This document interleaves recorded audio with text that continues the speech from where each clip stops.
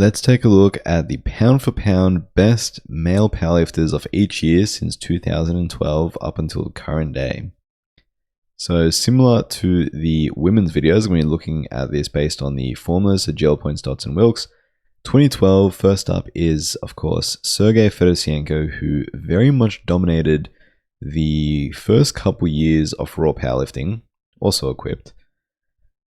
But 651 kilos in the 59 kilo class at the inaugural Raw World IPF Worlds in 2012. If you're wondering why I'm starting this from 2012, 2012 was the first year the IPF Worlds was raw instead of equipped. And that's when I consider the modern sport of raw powerlifting to have really started. But yeah, 651 was, needless to say, way ahead of his time, given that to this day, no other 59 kilo lifter has totaled 651 apart from Fedosienko. 13 years later, that's how far ahead he was. Yeah, world record, and it was unanimous across all three of those formulas. Again, formulas, I'm not the biggest fan of them, but you know, I'm using them for this video.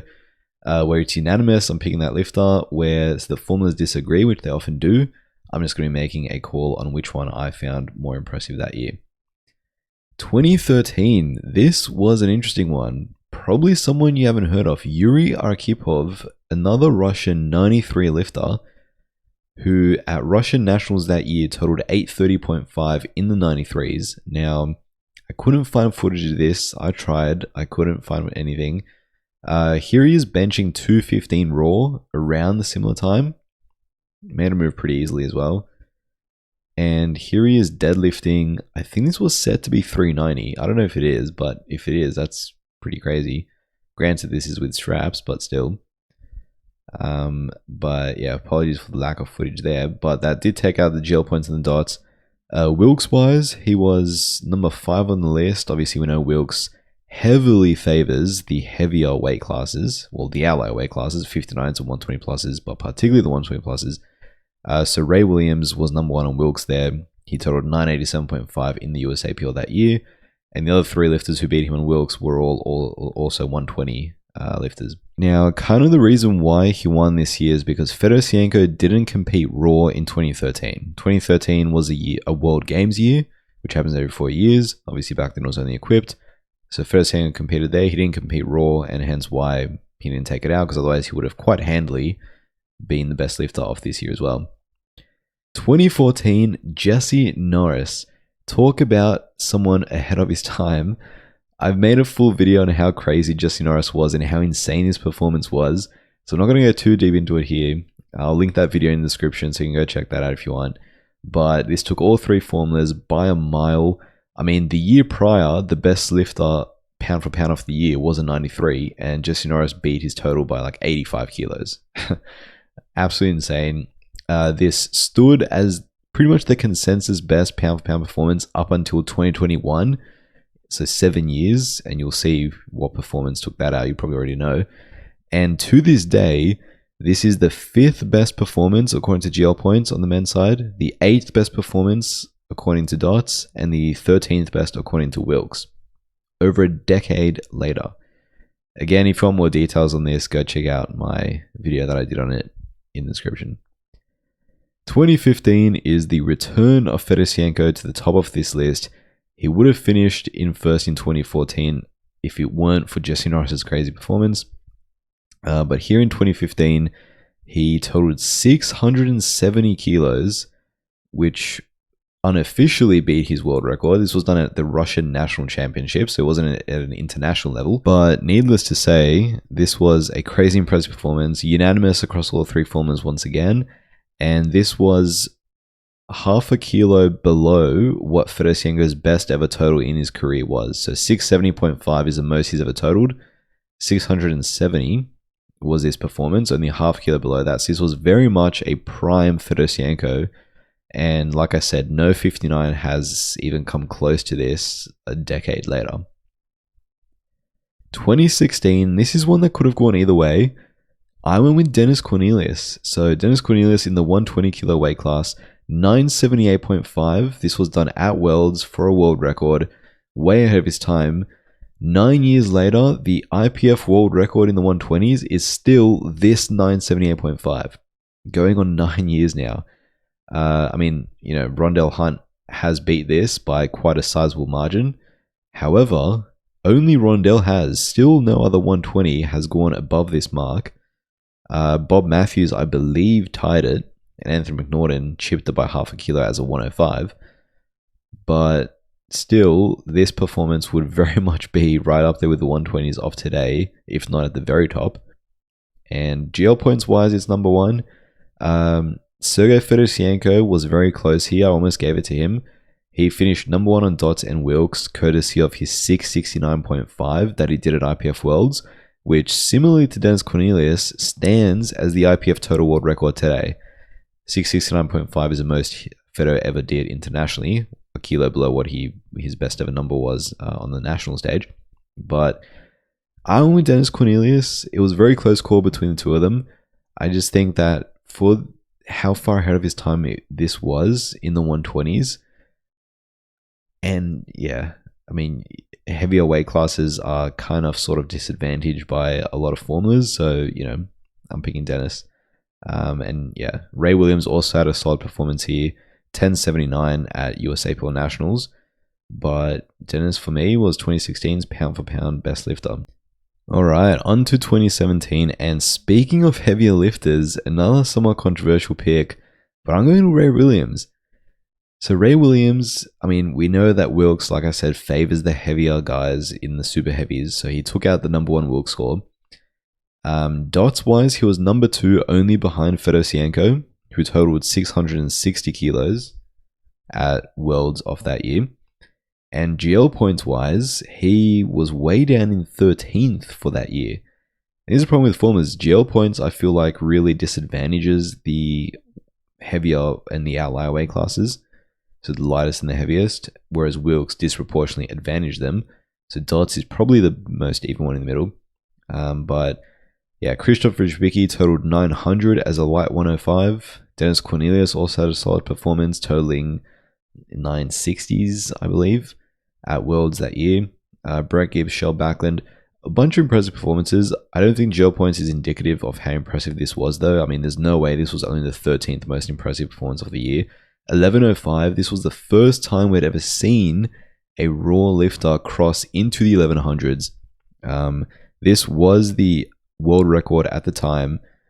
It was actually recognized as the IPF world record, right? Because it was sanctioned by the NAPF. It was an Arnold's meet in America, but still counted internationally. And yeah, I think it's kind of unfair that when you're looking at pound for pound performances, the super heavyweights often get forgotten, because pound for pound you usually think towards the lighter guys, right? And granted, the super heavyweights obviously are always going to have absolute strength on their side, but I still think it's fair to consider them for pound performances. And this one from Ray, being the first guy to cross into the 1100s when some of the other standout lifters of the day weren't quite at their best. Fedosienko, Dennis Cornelius, both super impressive performances, winning worlds, but not quite at their very best numbers. I'm giving it to Ray for that year.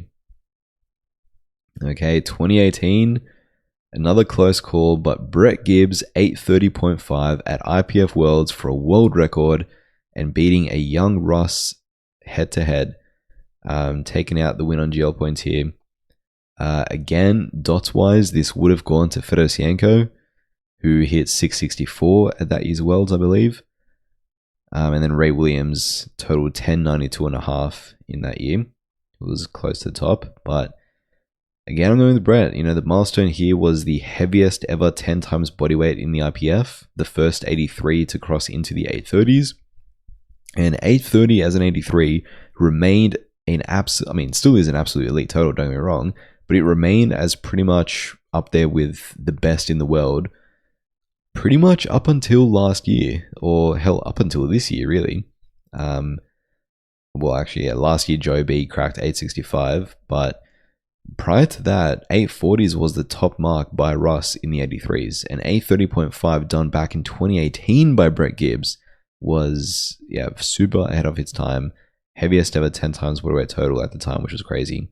And like I said, there were a few other impressive performances. You can see Taylor Atwood's name, even dots-wise, was higher than Brett Gibbs's that year.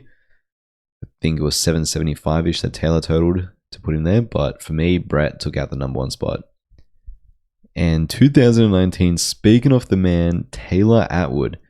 This was the first year he made his appearance as the pound-for-pound best lifter in the world. It would not be his last, as you'll see in the next couple of years, though. 790.5. This was done at IPF Worlds that year for a new world record, and not quite unanimous, somewhat surprisingly. I mean, dots-wise, he was number 1. Wilks, of course, favoring the super heavies. Ray Williams was still number 1 in that regards. To be fair, Ray did total 1112.5, which was the biggest raw total we'd ever seen, and stood until Jesus came along. So he was in the conversation. Also, somewhat surprisingly, GL points-wise, Ashton Ruska took out the top spot. He totaled 900 kilos at 94.4 as a very light 105. So barely of the 93s hitting 900 is why he was number 1 on GL points. But I mean, the fact that Taylor Atwood's performance was done at Worlds, it was a world record. Yeah, I think Taylor Atwood's performance for me is a pretty easy pick out of Ash and Ray's as the number 1 best pound-for-pound performance. And this stood as the IPF world record for 4 years until it was actually Shell that broke it with 800 at Euros of 2023. Granted, we had seen bigger totals done on the national stage in the years since, but it took until 2023 for someone to beat this internationally. But speaking of bigger totals done on the national stage, 2020 is once again Taylor Atwood, and this time he crossed into the 800s. So he was the first man to cross into the 800 kilo club as a 74. This also made him the first 74 to total 11 times bodyweight, and represented the heaviest ever 11 times bodyweight total we had seen in raw powerlifting. Number 1 on Dots and Wilks. Again, GL points wise, I was surprised to find this out, but Ashton Ruska once again would have been number 1.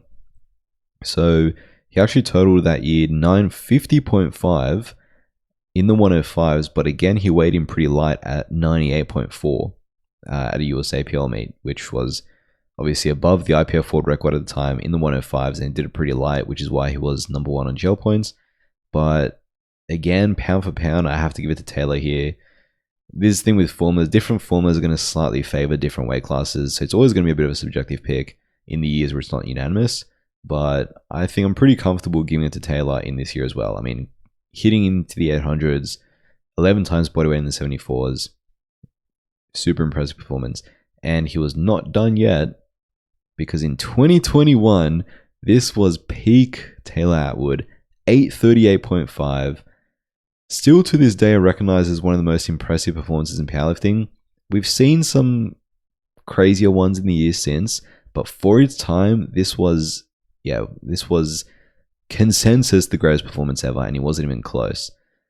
This finally beat Jesse Norris's numbers when it comes to formulas. So yeah, that's how crazy Jesse's performance was. But this was the first ever 600 plus dots. So the first man to break the 600 dots club, I guess you would say. And absolutely smashed his own world record in the 74s. Again, unofficially, because it was done at USAPL Nationals. So it wasn't international. But yeah, 838.5. At the time, everyone thought this was going to stand for... it was unfathomable that this was going to be broken soon. The fact that this was broken in pretty much just 2 years is crazy. Like, no one would have believed you if you had said that, because this was so much better than any other performance we'd ever seen at the time. But yeah, needless to say, this is without a doubt the number 1 pick for 2021, and Taylor's 3rd straight year as, in my opinion, the best pound-for-pound lifter in the world.